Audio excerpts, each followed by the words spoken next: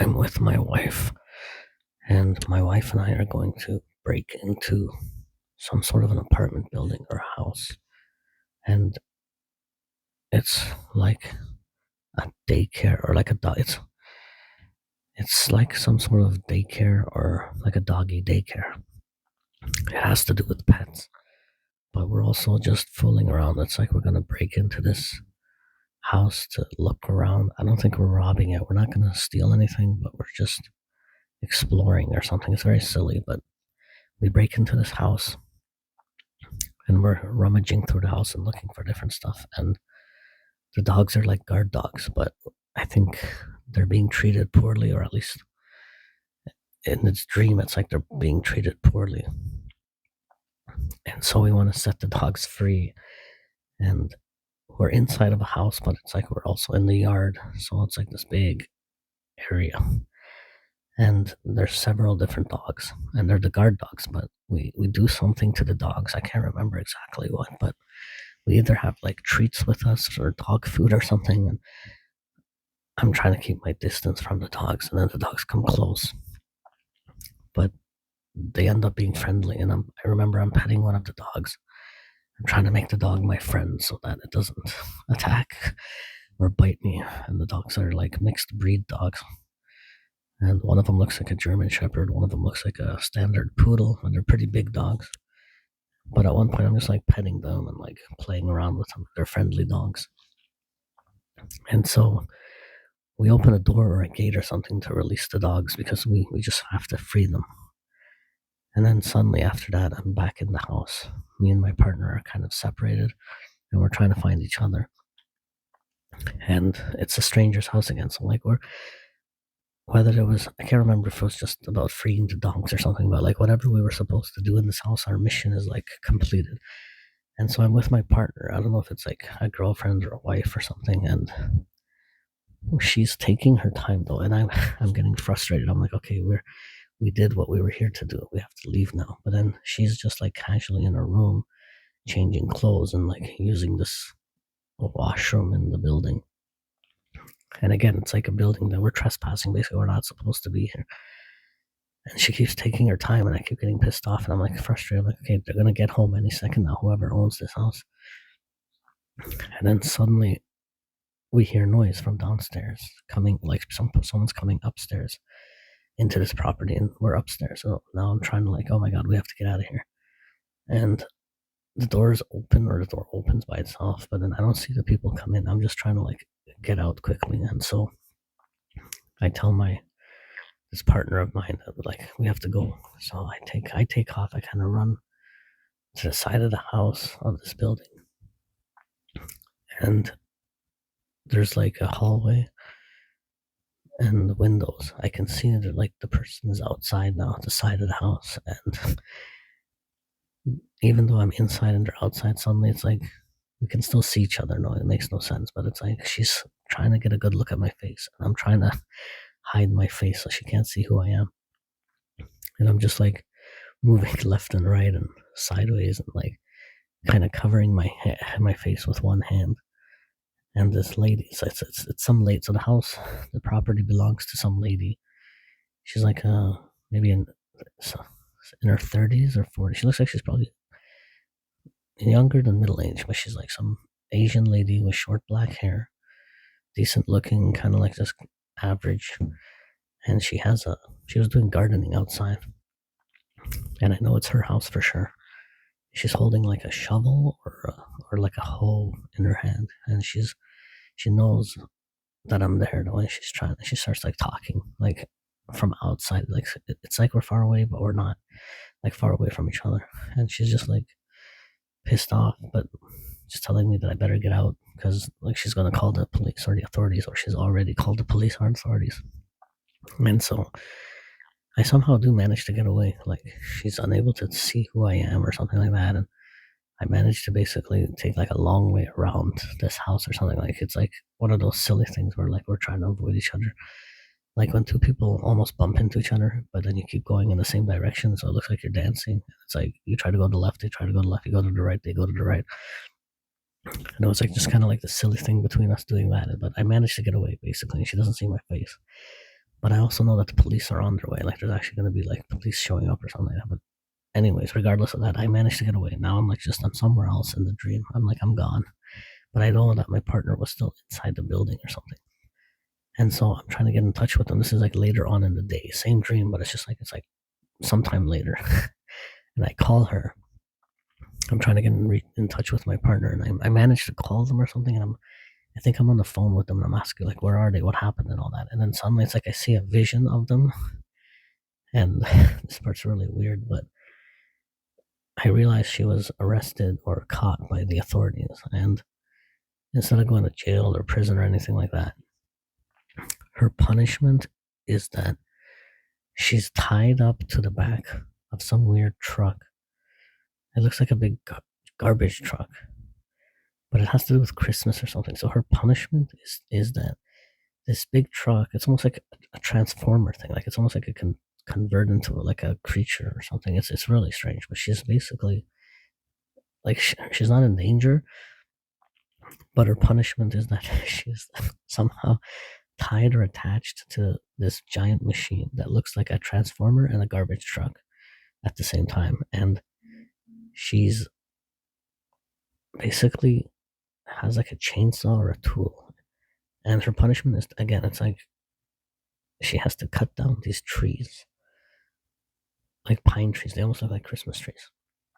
And that's like what the court system or whatever, like her punishment, the police, whatever, have forced her to do this. Like, so she's just tied up on this machine for I don't know how long, and she has to basically go around from forest to forest or from different tree areas.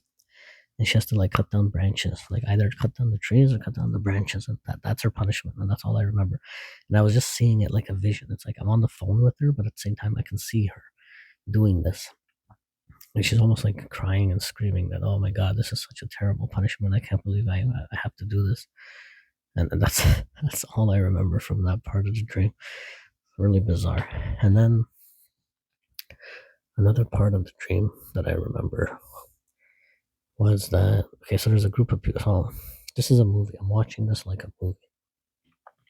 And there's a few people, there's a few actors in this movie. So yeah, it's like a TV show. No, it's like a TV show or movie, and I'm watching it like on a screen.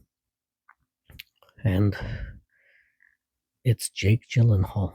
So the actor Jake Gyllenhaal, I think his sister Maggie Gyllenhaal, but also one or two other actors. I can't remember who the actors are. They're semi-famous actors. They're pretty famous. Like kind of on the same page as Jake Gyllenhaal. But I think Jake Gyllenhaal is like the main actor in this scene or in this movie.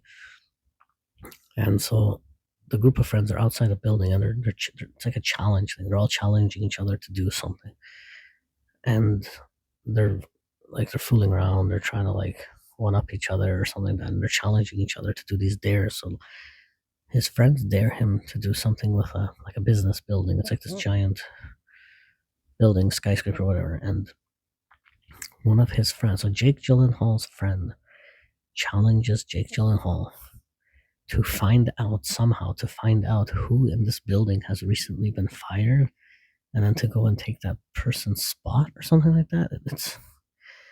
It's very hazy and weird. This part is hard to remember. It was it didn't make sense. But anyway, so Jake Gyllenhaal goes inside the lobby. So this building is like a big fancy building, like a corporate building that you would see in like New York or something. New York City, like Manhattan, like that's probably even where they are. I think they're like in like a downtown Manhattan type thing. And it's this big fancy building. So Jake Gyllenhaal is in the lobby. It's like a very nice big fancy lobby, but then there's like a random couch like in the waiting area or something. So there's a lady who's almost like doubled over, like she's passed out, like she's not dead or anything, she's sleeping. It's like she works in this building, and she's passed out, but then she's sleeping on this couch in a weird position, and she has like a briefcase, and she's dressed in like a women's like suit attire, like fancy dress, like another dress, like a fancy suit, like like the kind of suit that women wear when they work, like pantsuit. She has like a fancy suitcase, and like just by seeing her, I know she's like a high up position. But she either got fired recently, or she's somehow like she just knows about the person who's been fired. But anyways, Jake Gyllenhaal sneakily takes her phone like off her out of her pocket or like off in her hand. Like she had the phone in her hand or in her jacket pocket, but she's sleeping anyways. Like she's been asleep the whole time. So Jake Gyllenhaal takes this phone and then scans through the contact list and calls one of the recently called numbers, which I think is like the boss, this lady's boss. And so he just tricks them somehow on the phone. So on the phone, Jake Gyllenhaal finds out who was fired on what floor of this building, and so he wants to go up to that building and do something. And so he manages to find out the information. He goes up to the floor with his friends. So it's like a group of friends. And now suddenly I'm in the dream now. Like it's not a TV show. I mean, I'm in the movie, but it's not like I'm not watching it anymore. I'm participating in it or something. And so now I'm part of the group, and we're on like the sixth. No, it's higher. Like we're up quite a few floors. I think we take an elevator up or something. We get in the elevator or stairs, I can't remember, and we go up to this floor. And even though, like I said, it's like a corporate building and all that, we're inside of what looks like a gym. It's like a fitness gym, and we're crashing this business or something. It's so weird. Like we start working out. It's like a gym, and we're doing exercises or something. We're participating in this business or whatever. And again, there's other random people, but we're just like it's like Jake Gyllenhaal found out who was fired and was pretending to be that person or something. But we're all there as a group, and so now we're working out in this gym that's inside this building, and they have like a security guard who's in charge of that area, and he knows something's wrong or like we don't belong here at this point. And then suddenly we realize we've been busted, like we've been found out. And Jake Gyllenhaal and his buddies quickly rush down the stairs like they're running away. And I'm kind of lingering at, and I'm one of the group. And again, I was pretending to be an employee, and the security guard like they already took off, so I'm still there. But I realize I have to leave too, and but I'm trying to act very casual, like I'm supposed to be there, like yeah, I work here or something like that. And this guy knows though, and he comes up to me, or he's from a distance. He's kind of like questioning me, and then there's I think a couple other security guards show up out of nowhere, and I realize like they know 100%, like I have to get out of there. So then suddenly, there's no elevator, and I can only go down the stairs. And these stairs make no sense because they're very tiny. It's like a stairwell, but the stairwell is it's all white too. Like the stairs look like they're metallic or glass, and they're very shiny. Everything's so bright, but it kind of looks like one of those small spiraling staircases, like the old school tiny staircases. But it's also square. Like they go down very steeply, and I have to run down. So I'm hopping downstairs. I'm like running, and the security guard is behind me, and I have to go down like 10 flights of stairs or something ridiculous like that. So much, and I'm like half jumping, and the stairs don't even look like normal stairs. They're like not even. There's like some are big steps, some are small steps, some are like taller, some are shorter. And I'm running down as fast as I can. I'm jumping from step to step, and I know the security guard's like just inches away from me. He's gonna he can almost reach out and grab me. And Jake Gyllenhaal and his friends are like long gone by now. So they're long gone, and I'm up by myself, and I have to just escape. And I'm like rushing and jumping, like hopping down these stairs to get away. And I think I end up getting away. Like it ends with me getting barely away with the security guard right behind me, and that's all I remember. And then the last dream, I believe the last dream I had was I was watching TV. I'm watching TV or a movie, and actually, again, it's like one of those dreams where you're watching it, but you're also inside of it, and it's like a Game of Thrones type TV show. I think it's like a movie or a TV show, and it looks like the character looks like the young girl. I don't remember the Stark family girl. I think she's the young. I don't even remember her name. I have no idea what her name is, but in the dream, that's what it looks like. Oh wait, I think her name is Ira or Arya, something like that. I think it's Arya, the girl with the short hair, who does like that weird stuff in the TV show. So, but it's definitely her. So it's the young Stark sister from the movie. I mean, from the Game of Thrones TV show, and she's inside of this dungeony area. It looks like actually I don't think it's a dungeon. It's like this, just like this old area. It's all covered in stone. It's like a stony area or whatever. And there's some woman. She's like the evil woman. She's older and maybe middle aged, and she's very powerful. But she's like the boss or the evil. Like I guess. I mean, since it's similar to the TV show, I mean, the she's like what's her name? Oh my god, I don't remember these names, but the young girl is Arya, and the older lady is like that Cersei. I don't even remember her name, was something like that. Cersei, Cersei, whatever. And she's like the head of the other family, like the evil family that kind of screws them over. But anyways, regardless, so the girl is on the floor. She's been beaten, like literally beaten, but also like morally beaten, like mentally or whatever.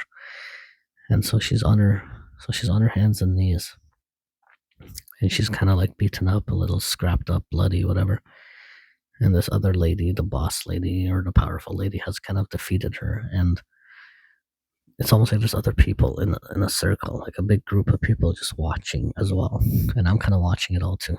Again, like looks more like a TV show or a movie that I'm watching. And so